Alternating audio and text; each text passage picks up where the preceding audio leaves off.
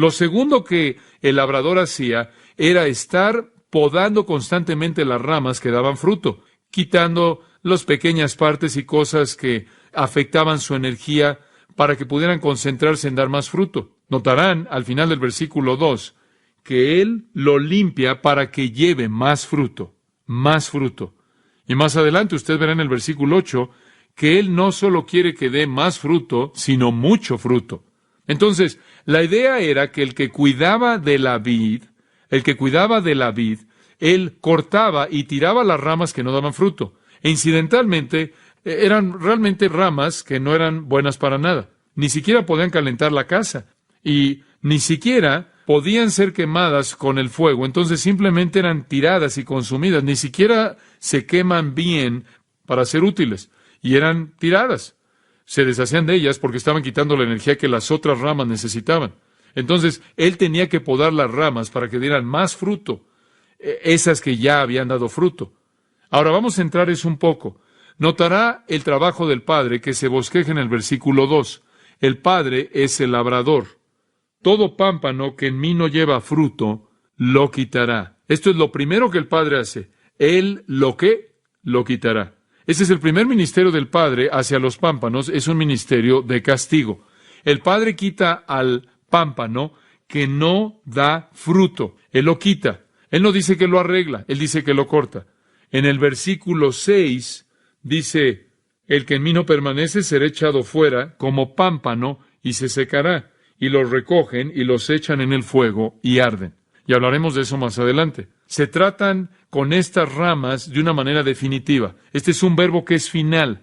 Son cortados y eso es todo. Son quitados. Ahora, si esto se refiere a un cristiano, tenemos verdaderos problemas y veremos eso en un momento. Creo que lo que sucede aquí es que toda persona que profesa tener una relación con Jesucristo, que aparentemente está en la vid, que aparentemente es un seguidor, un tipo de Judas, pero que nunca realmente ha sido salvo, y es obvio que él nunca ha sido salvo porque él nunca da fruto. Eso es obvio. Él es quitado en cierto punto en el tiempo del Padre para la vida y la salud de la vid y las otras ramas, y él es hecho a un lado. Ese es el primer deber del Padre.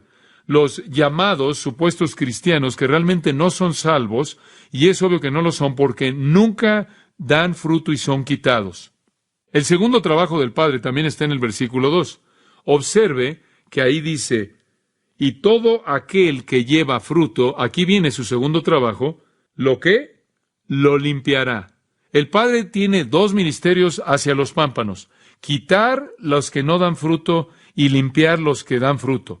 Ahora, el verdadero cristiano está aquí. Eso es obvio para todo mundo. Todo pámpano, todo aquel que lleva fruto, ese tiene que ser el verdadero creyente. Ahora observe que es interesante que el Padre tiene el mismo trabajo que hacer en cristianos también, y no es aquí un trabajo final, es un trabajo continuo, es una limpieza continua. Ahora, la palabra limpiará significa limpiar, significa podar, y le voy a decir cómo funciona eso un poco. Pero la idea en esto es que cuando el Padre limpia o poda una rama que da fruto, Él lo hace para que la rama dé más fruto y eventualmente mucho fruto. Entonces tenemos los dos deberes del Padre, quitar las ramas que no dan fruto y limpiar las otras. Ahora veamos el tercer punto. Los pámpanos, y realmente este será la clave, y como dije hay dos tipos de pámpanos. Ahora, los pámpanos, las ramas en la vid, crecen mucho, crecen rápidamente, y deben ser cuidadas, deben ser atendidas con cuidado. Es necesario podar de manera drástica.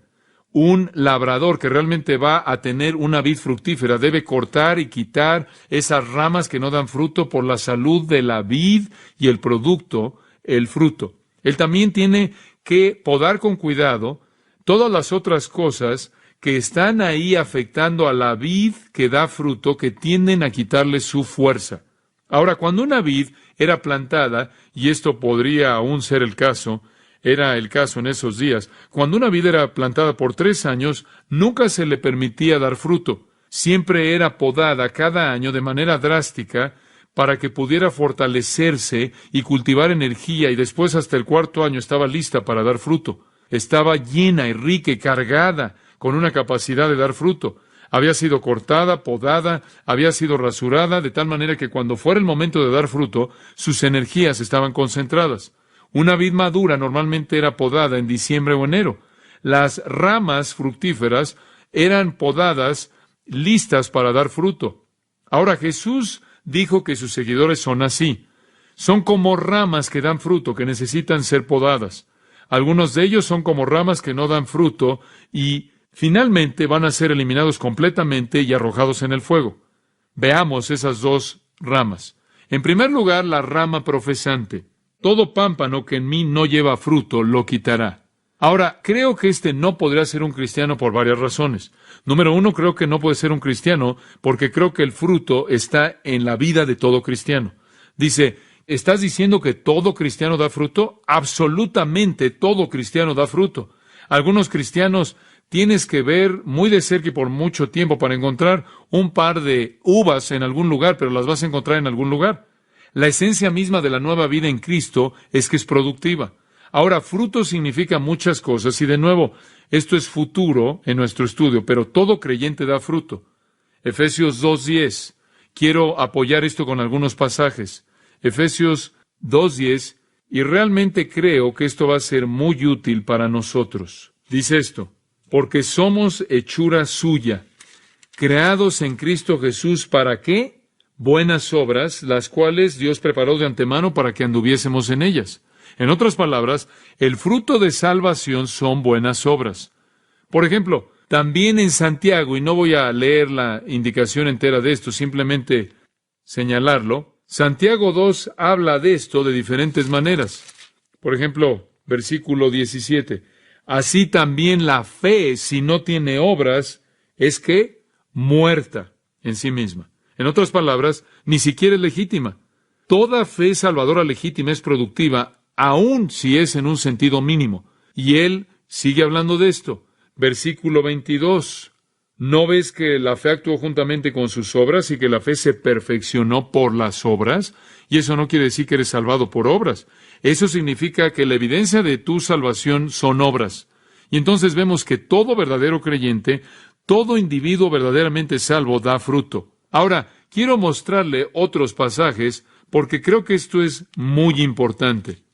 En Mateo, capítulo 7, leemos palabras muy importantes de nuestro Señor.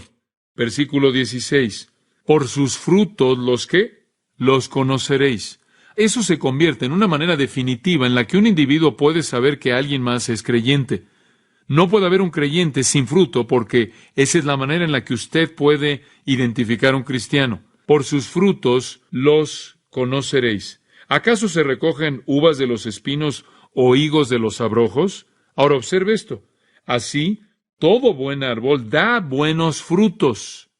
¿Cuántos árboles buenos dan buen fruto? ¿Cuántos? Todo. No hay algo tal como un creyente que no da algún buen fruto. Versículo 20 lo repite. Así que por sus frutos los conoceréis. Capítulo 12, versículo 33 de Mateo. O haced el árbol bueno y su fruto bueno, o haced el árbol malo y su fruto malo, porque por el fruto se conoce el árbol. Capítulo 3 de Mateo, y me estoy quedando en Mateo porque quiero que vea que se repite 3 veces en el mismo libro. Mateo 3:7. Al ver él que muchos de los fariseos y de los saduceos venían a su bautismo, les decía, generación de víboras, ¿quién os enseñó a huir del ira venidera? Haced pues frutos dignos de arrepentimiento. En otras palabras, frutos que están conectados con la salvación. Como puede ver, la salvación y los frutos van de la mano. Así es como usted puede saber si alguien es salvo. Romanos 6:20. Porque cuando eras esclavos del pecado, erais libres acerca de la justicia. Pero ¿qué fruto teníais de aquellas cosas de las cuales ahora os avergonzáis? No eran salvos. ¿Qué fruto tenía? ¿Cuál es la respuesta implícita? Nada, ninguno. Y si no tenía ninguno, era el fruto del pecado. Pero, versículo 22, mas ahora que habéis sido libertados del pecado y hechos siervos de Dios, tenéis por vuestro fruto la santificación y como fin la vida eterna. Todo creyente tiene vida eterna y todo creyente da fruto. Eso es lo que él dice. No existe algo tal como un cristiano que no da fruto. Después, cuando regresamos a Juan 15, encontramos algunas personas que no dan fruto. ¿Son cristianos? No puede ser, no hay manera. No pueden ser creyentes. Dice usted, bueno, hay varias cosas acerca de eso que me molestan. Bueno, eso es bueno, no voy a lidiar con eso. Lo que me molestó más fueron dos palabras al principio del versículo 2. ¿Las ve ahí? Todo pámpano. ¿Cuáles son las siguientes dos palabras? O tres. Que en mí. Eso me molestó, ¿no es cierto? ¿Le molestó a usted? El hecho es que así es. Observe la frase en mí. Se oye como si realmente son cristianos, ¿no es cierto? Estamos hablando de estar en Cristo. ¿Se oye bien? ¿Significa salvación? No creo. No creo que significa salvación. Permítame darle varias ilustraciones rápidas. Se nos está acabando el tiempo. Capítulo 9 de Romanos, simplemente escríbalas. Versículos 6 al 8. Y no lo busque, simplemente voy a hacer unos comentarios. No todos, escuche no todos los que descienden de Israel son ¿qué? Israelitas. ¿Escuchó eso? Puede estar en Israel y no ser realmente de Israel, ¿verdad? Permítame darle otro pensamiento. Permítame leerle Lucas 8:18 dice lo siguiente. Mirad pues cómo oís, porque a todo el que tiene se le dará, y a todo el que no tiene, aun lo que piensa tener, escuche esto, se le quitará. ¿Oyó eso? Es una apariencia. Ahora usted se acuerda, en Romanos 11, hay otro para usted. Romanos 11, 16 al 24. ¿Se acuerda cómo Israel aquí es visto como un olivo? ¿Se da cuenta de que algunas de esas ramas que estuvieron en el olivo no eran salvas? Romanos 11 dice que Dios quitó algunas de las ramas y las tiró. Como puede ver, es posible en una analogía estar conectado a algo y no siempre puede empujar esa analogía en la ruta total o en la dirección, en la conclusión final. Cuando vemos el en mí en Juan 15, la referencia es una conexión aparente con Cristo, así como en Romanos 11, las ramas en el olivo realmente no permanecieron en el árbol y realmente no obtuvieron su vida del árbol y fueron tiradas, fueron quitadas. Y ese no es problema. Es obvio ahí, nos dice lo que sucedió, nos dice quiénes eran incrédulos. Y por incredulidad fueron quitadas, fueron cortadas y tiradas. Y entonces las ramas en la vid, usted tiene aquí en las ramas en la vid la misma analogía, e inclusive pudo haber leído en 1 de Juan 2:19, donde claramente dice que salieron de nosotros porque no eran de nosotros, para que se supiera que no eran de nosotros. Ahora este es un mensaje serio. Un individuo puede vivir aparentemente conectado con Jesucristo, pero en realidad no estar conectado en absoluto. Y Pablo simplemente advierte acerca de eso, y yo le advierto, querido amigo, el día de hoy, si usted es religioso, o si viene a la iglesia, o tiene un compromiso superficial con Jesucristo, escuche lo que Pablo dice en 2 de Corintios 13:5. Escuche con atención. Examinaos a vosotros mismos si estáis en la fe. Probaos a vosotros mismos. ¿O no os conocéis a vosotros mismos que Jesucristo está en vosotros a menos que estéis reprobados? En otras palabras, más vale que revise su vida para asegurarse que su salvación es real. Es una fuerte advertencia, amigo mío, porque las ramas que no dan fruto, Él las quita y las arroja al fuego, y esa es una ilustración del infierno. Y los hombres que las recogen, hablaremos de quiénes son esos hombres en las próximas semanas, la preparación para el juicio. Los hombres que las recogen, las arrojan al infierno. Entonces, ¿de qué está hablando Jesús aquí? Él está hablando de dos tipos de ramas. Él está hablando de las ramas que son verdaderos discípulos, y Él está hablando de las ramas Judas, los que están cerca de Él, los que en cierta manera tienen una fachada de fe, los que se ven como que creen, los que superficialmente se relacionan con Él, pero son ramas Judas, y cuando llega la prueba, ya no están. Y cuando ellos muestran de manera deliberada ese tipo de naturaleza, el Padre las quita y nunca pueden regresar. ¿Me permite añadir un comentario más? La gente que dice que esto se refiere a cristianos que pierden su salvación se coloca en una posición muy difícil, porque si usted observó, una vez que el pámpano es quitado, es quemado. Eso diría que si usted perdió su salvación, nunca podría volverla a obtener. Eso es como Hebreos 6, la gente me dice todo el tiempo, bueno, Hebreos 6 significa que puedes perder tu salvación. Bueno, si fuera así, amigo mío, también dice que es imposible que usted la vuelva a obtener. Y si usted cree que puede perder su salvación, entonces solo la perderá una vez, de acuerdo con todo pasaje que habla de eso. Pero si estudia el pasaje cuidadosamente, verá que todos esos pasajes tienen que ver con apóstatas que superficialmente y aparentemente se identifican con Cristo, pero realmente nunca fueron reales para comenzar. Entonces conocemos a las primeras ramas, las ramas profesantes. Rápidamente vea a las ramas que poseen.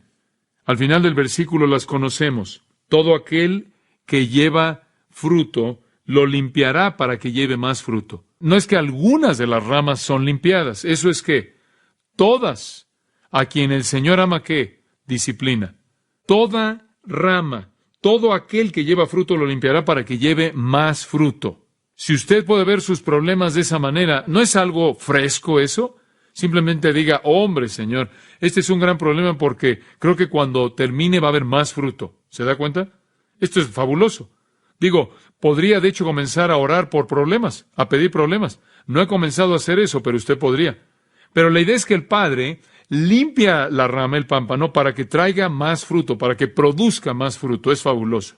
Ahora, la idea de la palabra limpiará viene de una palabra griega katairo, que significa limpiar.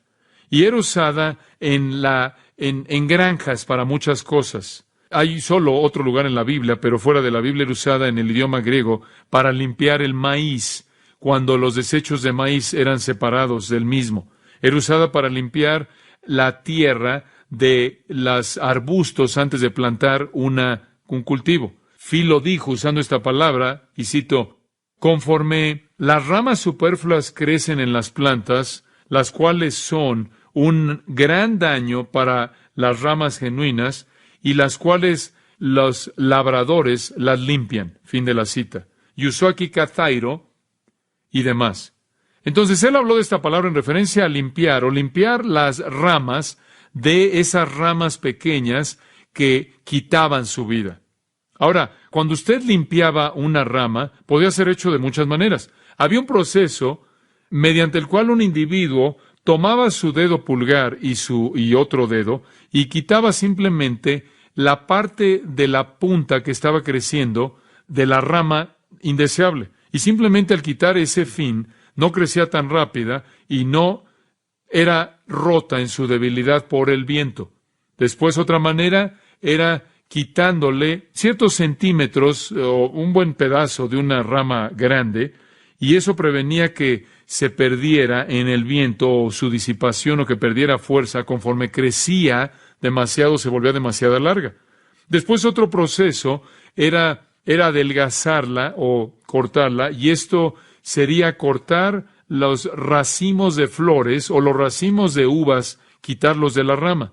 Eran procesos mediante los cuales cortaban las pequeñas ramas para que la rama en general, la rama principal, estuviera limpia, y así de esta manera nada se perdiera. Y ciertamente en el caso de nuestra limpieza espiritual que el Padre lleva a cabo en todos nosotros, es el proceso de quitar todas las cosas, escuche esto, que estorban nuestra producción de fruto. ¿Se da cuenta? El Padre quiere que operamos a una capacidad máxima de producción de fruto. Y para que nosotros operemos a una capacidad máxima de dar fruto, Él va a cortar cosas de manera periódica. Pecados, estorbos y pequeñas cosas que se pegan a nosotros. Son cosas que nos quitan fuerza, y las otras enfermedades y pestes que pueden estar en nosotros como ramas, y el Padre tiene que quitar eso. Ahora, una de las mejores maneras, si no es que la mejor manera, es mediante el sufrimiento o el problema o aflicciones. Esta es una manera muy eficaz de limpiar la vida, claro, de limpiar el pámpano. Debe ser hecho con un cuchillo. Inclusive en su vida, conforme el Padre limpia, algunas veces el cuchillo es doloroso, ¿no es cierto? Algunas veces duele. Algunas veces nos preguntamos si realmente sabe lo que está haciendo porque duele tanto. Algunas veces nos preguntamos si estamos tan mal que necesitamos tanta limpieza, y la rama en el siguiente lugar de la vid y la otra rama que está a nuestro lado nunca es limpiada. Pero el Padre sabe lo que está haciendo. Y las lecciones de mayor valor de sufrimiento son las que nos llevan a darnos cuenta de aquello que no es necesario en nuestra vida que tiene que ser quitado. Ahora, el Padre puede causar esta limpieza de muchas maneras. Puede ser enfermedad, puede ser dificultad, puede ser pérdida de bienes materiales, puede ser calumnia, puede ser persecución, puede ser la pérdida de seres queridos, puede ser tristeza en particular en relaciones, puede ser la agonía por otras personas, puede ser guerra. Todas estas cosas se presentan en la Biblia como problemas que rodean al creyente. Puede haber muchas cosas que el Padre usa. Dios ordenó los problemas para limpiar a las ramas, y es quitarle esas cosas que en nuestras vidas quitan nuestra energía y nos roban de nuestra capacidad de dar fruto. Pero le voy a decir algo. ¿No es maravilloso saber que al Padre le preocupa que demos mucho fruto? ¿Sabe usted, alguna vez se ha sentido así? Algunas veces tiene la idea de que Dios en cierta manera está ahí arriba con un látigo gigante diciendo, da fruto, te voy a dar. Pero no es eso, no es así. El Padre está aquí con sus tijeras ayudándonos a dar fruto. ¿Se da cuenta? No estamos ahí tratando de agradar al Padre por nosotros mismos. No es que estamos aquí tratando de esforzarnos por agradar al Padre y Él está ahí arriba solo. Él está aquí abajo, cortando las ramas, limpiando la rama para que podamos dar fruto. ¿No le da gusto que Dios esté involucrado en su vida para que usted dé fruto? Claro que son problemas, pero los problemas nos debilitan y usted ve su problema así, o cae en grandes lapsos de autocompasión, de quejarse, o quizás piensa que Dios es, usted sabe, tiene algo bueno en mente, simplemente no sabe cómo hacerlo, ya está cansado, o simplemente dice, ¿por qué Dios? ¿Por qué yo? ¿Por qué yo? Pero si tiene en mente que lo que Dios tiene en mente es más fruto y mucho fruto, entonces el proceso de limpieza puede ser gozo, porque usted ve más allá de la limpieza y ve lo que va a pasar. Oh, esto es algo fabuloso, es fabuloso reconocer que el Padre quiere hacer esto en nuestras vidas, quiere causar que demos más fruto y mucho fruto. Ahora, quiero leerle solo un versículo. Hebreos 12, 7. Si soportáis la disciplina, Dios os trata como a hijos, porque ¿qué hijo es aquel a quien el Padre no disciplina? Después vea el versículo 10. Y aquellos, ciertamente por pocos días nos disciplinaban como a ellos les parecía, pero para lo que nos es provechoso, para que participemos de su, ¿qué? Santidad. Somos limpiados para que participemos de su santidad y demos fruto. Ahora, el cuchillo de la limpieza duele un poco, pero vale la pena. Un labrador usa un cuchillo, y voy a terminar con este aspecto. Él usa un cuchillo. ¿Cuál es el cuchillo del Padre? ¿Alguna vez ha pensado en eso? He pensado en eso. ¿Cuál es el cuchillo del Padre? ¿Dice es el sufrimiento? No creo. Creo que el cuchillo es la palabra de Dios. Observe el versículo 3. Ya vosotros estáis limpios. ¿Por qué? Por la palabra que os he hablado. Limpiado, es la misma idea. Limpiado, podado. Usted es limpiado a través de la palabra. Ustedes están limpios por la palabra que os he hablado. La palabra de Dios es el cuchillo. La aflicción, el problema es solo el mango del cuchillo. Ahí es simplemente en donde Dios se agarra, de donde Dios sostiene.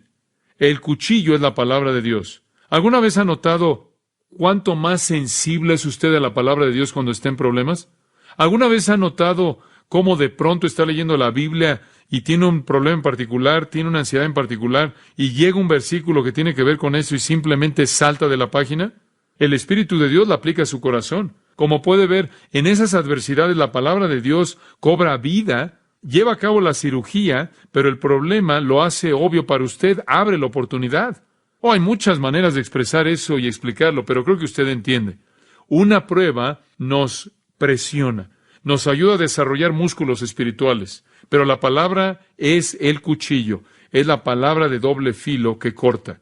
Spurgeon dijo esto, y cito, es la palabra que limpia al cristiano, es la verdad lo que lo limpia. Las Escrituras, hechas vivas y poderosas por el Espíritu Santo, limpian al cristiano.